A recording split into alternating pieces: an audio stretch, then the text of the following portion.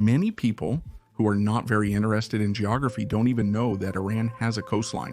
However, this country actually has a coastline that is 310.689 miles long.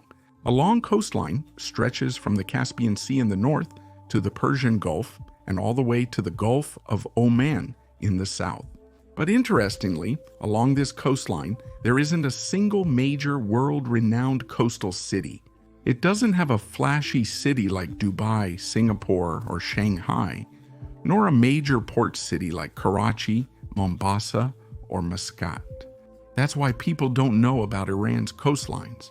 While more than 90% of world trade takes place by sea, and the heart of global energy transportation dominates the Strait of Hormuz, Iran has chosen to remain silent with this vast coastline.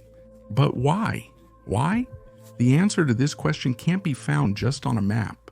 The answer is hidden between the pages of history books and the verses of ancient cities, between the lines of economic data, and within geopolitical strategies. The first obstacle to Iran's coastal potential is, of course, nature itself. The country's geography is both fascinating and challenging.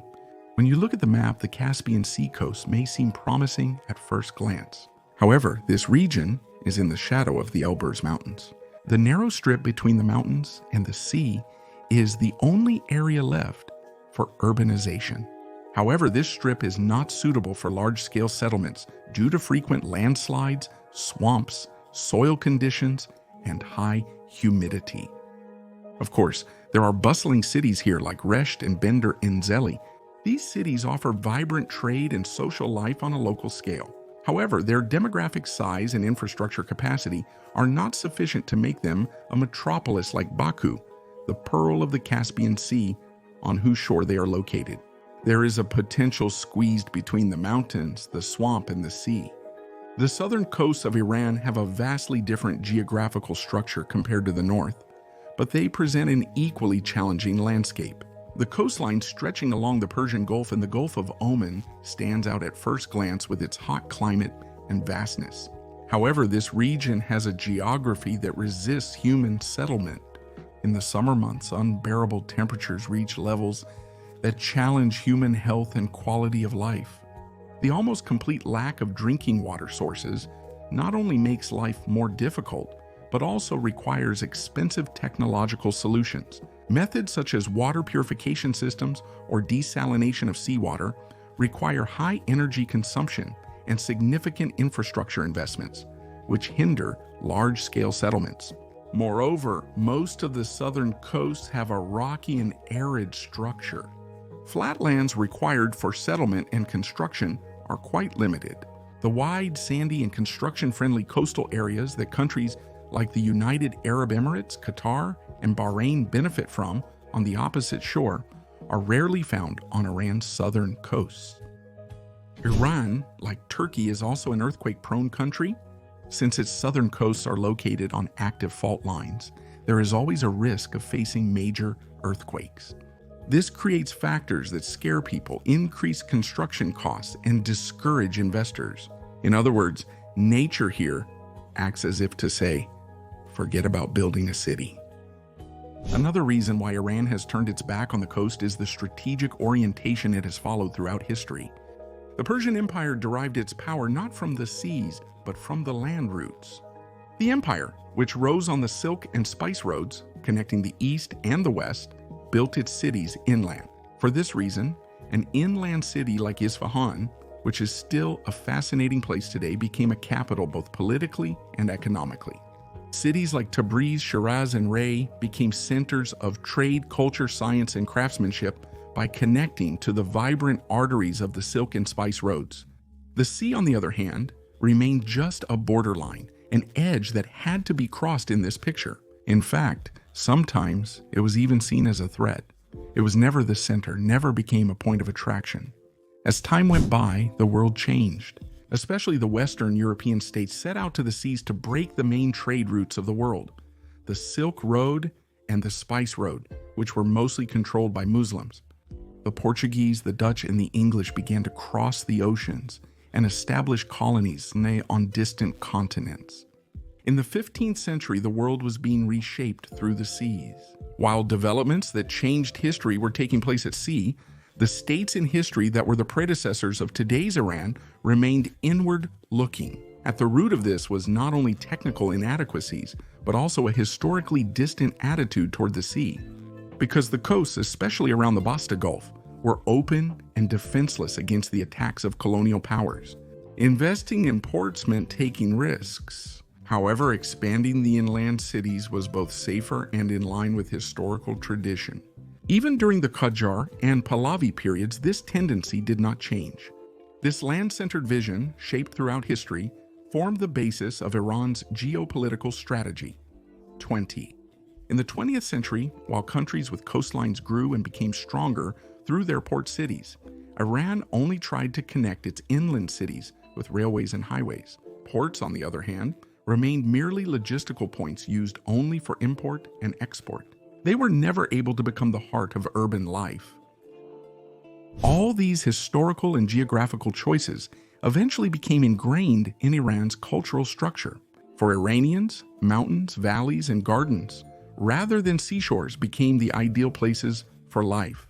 When you read old Persian poems, you see pages filled with mentions of rose gardens, pomegranate trees, and cool mountain slopes. However, the sea is almost never mentioned in these poems.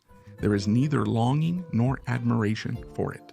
Yet in the same period, for example in Greek poetry or English literature, the sea is a passion, a symbol of freedom, sometimes an enemy, but always a character.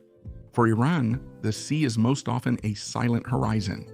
This cultural tendency is also reflected in daily life. Even in the famous film About Ellie by the renowned Iranian director Nashgar Farhadi, although a group of friends go on vacation to the shores of the Caspian Sea, for Iranians, a summer holiday usually does not mean swimming and sunbathing by the sea, but rather spending time in cool highlands, by lakes or in forest villages, in close contact with nature. Of course, the strict religion-based lifestyle imposed by the country's government also plays an important role in this.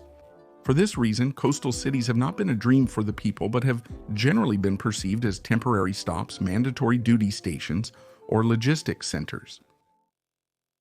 Iran has been living in a turbulent economic climate for nearly half a century. The policies implemented after the 1979 revolution led to strained relations with the West and, as a result, the imposition of comprehensive economic sanctions.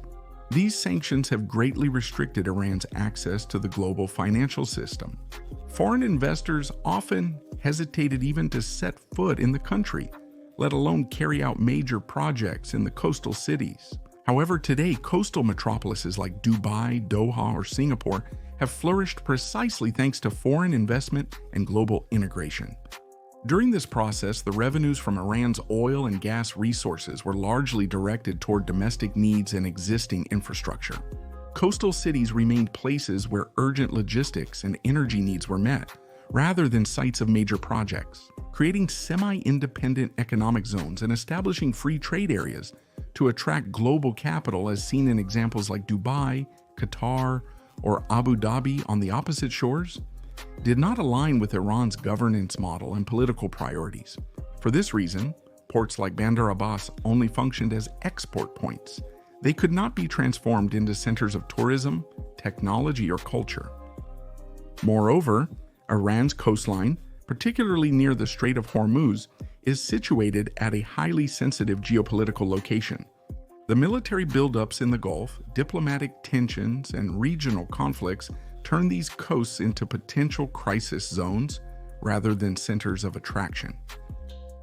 When you look at Iran's neighbors along the same Gulf Coast, you can see how the same shoreline has been transformed into world-class metropolises.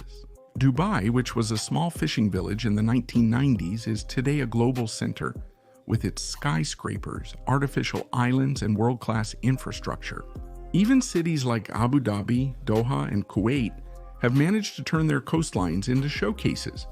Behind these successes, there are not only natural advantages, but also strategic vision, bold investments, and global integration policies. Iran, on the other hand, chose to remain closed off to the world, silent and inactive, on the opposite shore of the same sea. The difference was not only economic, but also a mental and political one. Still, not everything is over.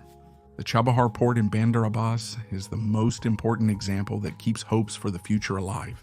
This port, opening to India and Central Asia on the coast of the Oman Sea, is Iran's southeastern gateway. Strategically, it is located at a point that attracts the interest of major powers like China and India.